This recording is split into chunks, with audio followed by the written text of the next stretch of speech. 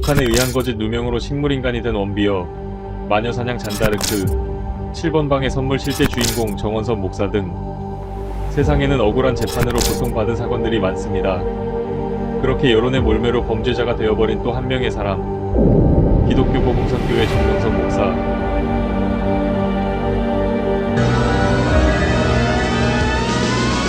어떻게 해서든지 정명석 목사를 성추문으로 몰고 가고자 의도적으로 편집된 화면들입니다. 그들이 무단으로 복제해간 성교회 측 원본과는 다르게 그들은 여자 회원들이 나오는 장면만을 잘라서 편집했습니다.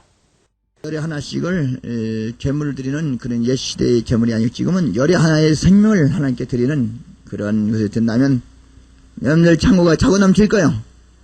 오늘 설교 듣고 또 열애 하나 또 전도해야겠어요.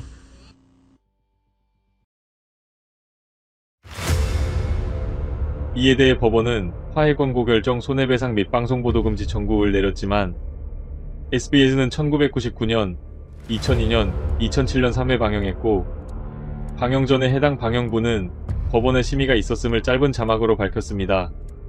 결국 진실은 숨겨지고 사회 여론은 걷잡을 수 없이 악화되었습니다. 조작된 방송의 영향으로 정명석 목사는 2009년 신도들을 성폭행했다는 누명을 쓰고 10년형을 선고받았습니다.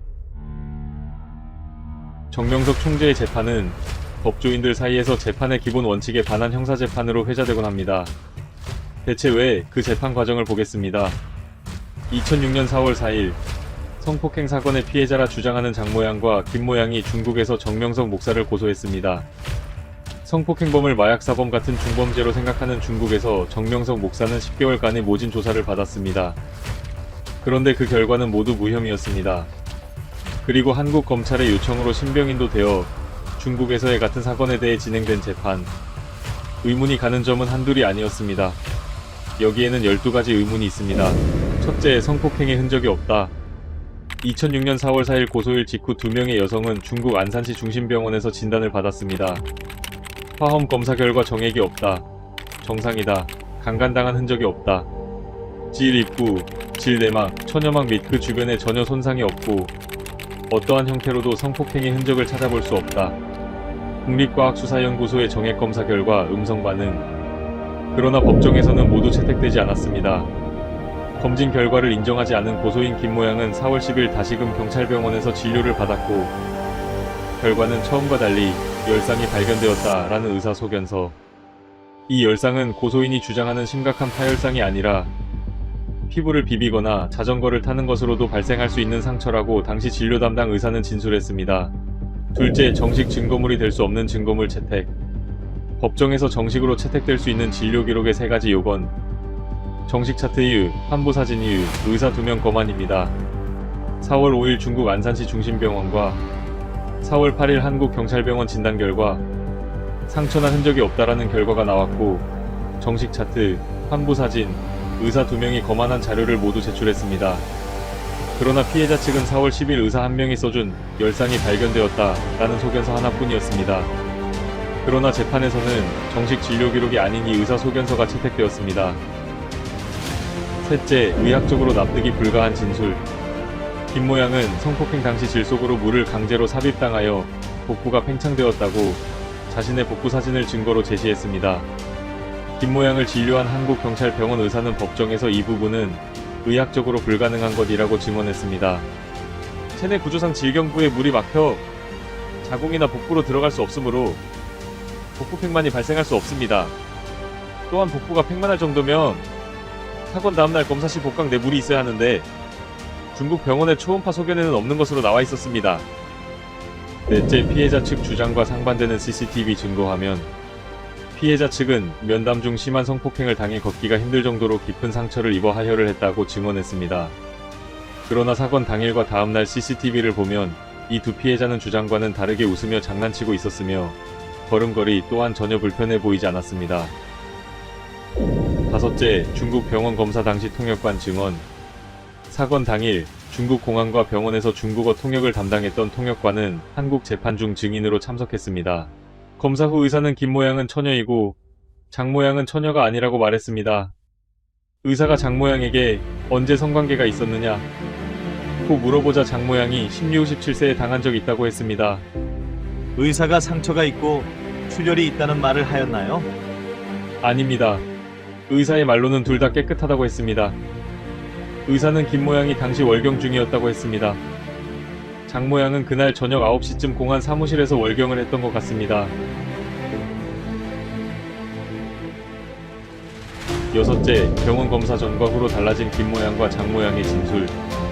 심한 성폭행으로 배가 너무 아프고 하혈을 한다고 진술했던 김 모양과 장 모양은 병원 검사 후 공안 사무실에 돌아와 진술을 달리했습니다. 두 사람 모두 처음에는 피고인 정명석이 음경을 삽입하여 사정했다고 이야기하였고 병원에 다녀온 후로는 말을 바꾸었습니다. 음경 삽입이 없었고 두 사람 모두 사정했는지는 모르겠다는 취지로 진술을 번복하였지요.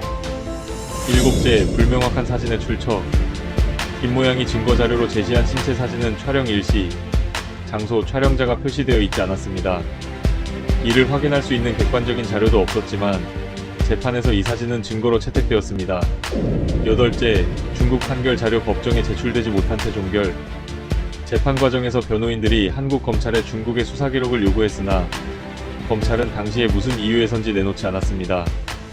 또한 본 재판은 이슈화된 사건이었으나 현장 검증 및 거짓말 탐지기 절차 없이 진행됐고 피고인 정명석은 판사의 신문을 재판대에서 받고 피해자들은 별도의 공간에서 재판에 참여합니다. 아홉째, 사법재판인가? 종교재판인가? 평소 선교회를 이단시해왔던 한국기독교총연합회가 청원서를 냈고 판사 중 일부는 기독교 장로, 집사 신분이었습니다. 판결문에는 판결 근거로서 성폭행 사건에 관한 증언 외에도 사실 무근의 JMS 종교교리에 대해 언급합니다. 피고 정명석은 1980년경부터 통일교원리강론 교리를 요약, 인용하여 예수교대한감리회라는 종교단체, 세칭 JMS를 조직하였다. 피고 정명석도 나는 하나님이 보낸 재림예수이고 사람을 축복하거나 저주할 수 있으며 만병을 낫게 할 수 있다고 하는 등 공공연히 스스로를 예수라고 칭하였다. 실제로는 JMS는 공식 명칭으로 사용된 바 없습니다. 또한 기독교 복음선교회에서는 사람은 신이 될 수 없다고 가르칩니다. 10번째, JMS 반대 단체의 개입. 장 모양과 김 모양은 4월 4일 사건 당일 중국에서 고소 직후단 몇 시간 만에 검사를 마치고 귀국한 다음 4월 7일 한국에서 또 다시 고소를 했습니다. 그런데 제출된 고소장에 김 모양의 이름은 워드로 작성이 되어 서명 날인이 없었습니다. 또한 고소장에는 사건과는 직접적으로 관련이 없는 엑소더스라는 안티-JMS 단체에서 제작한 자료가 첨부되었습니다. 엑소더스와 김 모양이 중국으로 가기 전부터 연결이 되었던 것으로 의심이 드는 부분입니다. 그럼 그들은 누구이고 왜 무고한 사람을 고소했을까요? 엑소더스 그들은 누구인가? 그리고 왜? 엑소더스는 선교회 안티 모임으로서 선교회 측을 상대로 사실무근의 악의성 글을 퍼뜨리고 돈을 요구해왔습니다.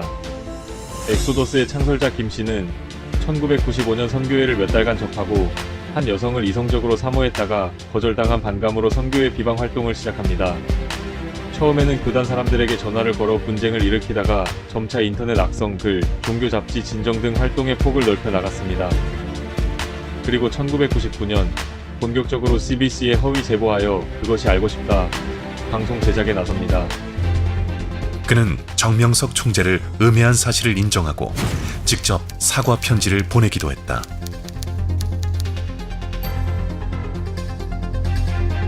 하지만 사과 편지를 쓰면서도 탈퇴자를 선동해 언론에 거짓 제보를 하고 선교회에 돈을 요구하는 이중적인 태도를 취했다. 2005년도 8월 3일 정 총재가 김 씨에게 보낸 답장. 사랑하는 애인도 싸우면 원수가 되는데 예수님 말대로 싸우면 누구든지 원수 되고 마음 괴로운 것이다. 6년 동안 나의 근심과 가진 고통이 되었는데 나를 나쁜 사람이 아니라고 양심의 고백까지 해놓고 돈을 요구한다면 내 생각이 또 깊기만 하다. 2005년 11월 17일 김 씨는 선교회 관계자를 통해 합의금 20억으로 인상. 이에 더하여 김 씨는 20억 원을 요구하면서 만약 자신의 요구를 들어주지 않으면 꽃피는 춘 3월 2006년 3, 4월경 피바람이 불 것이라 예고했습니다. 협상이 결렬되자 정확히 2006년 4월 4일 중국에서 사건이 일어납니다. 그리고 그는 2006년 4월 18일 피해를 당했다 주장하는 여성들을 내세워 한국에서 기자회견을 열었습니다.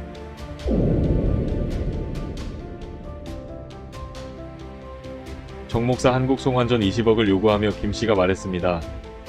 너희가 아무리 애를 써도 정명석은 절대로 한국에 못 올 것이다. 수많은 기자들과 검찰의 사람들이 내게 정보를 달라고 연락이 온다.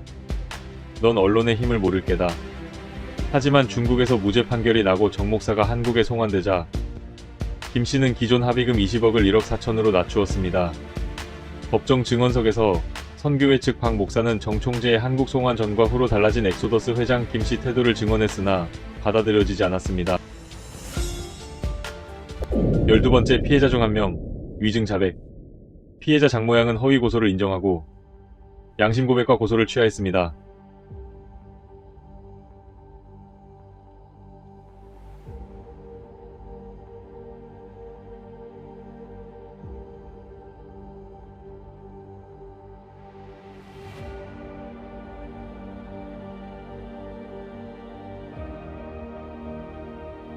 장 모양은 허위 고소 당시 제출했던 증거 자료가 가짜였음을 밝혔습니다.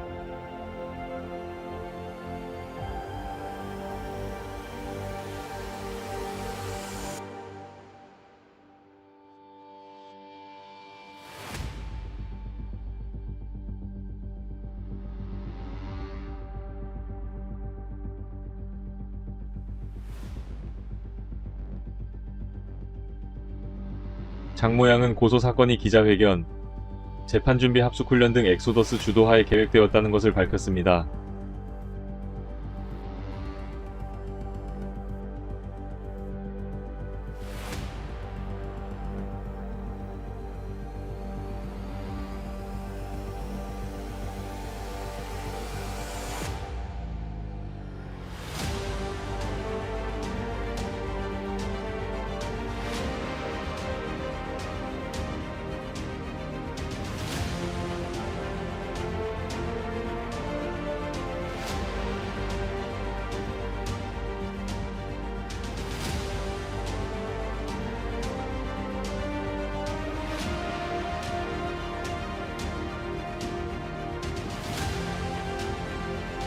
장 모양은 자신과 같이 고소한 김 모양도 강간 등 성폭행을 당한 사실이 전혀 없고 엑소더스 측의 사주에 의하여 허위 고소와 허위 진술을 한 것이라고 밝혔습니다.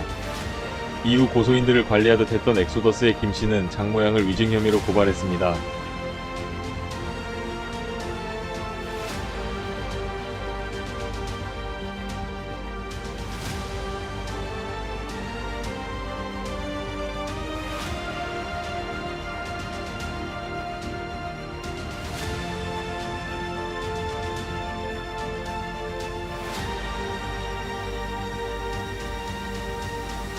결국 판결은 여론에 밀려 모든 증거물이 제외되었고 뚜렷한 증거가 없다는 이유로 법관의 자유심증에 의한 10년형 판결이 내려졌습니다.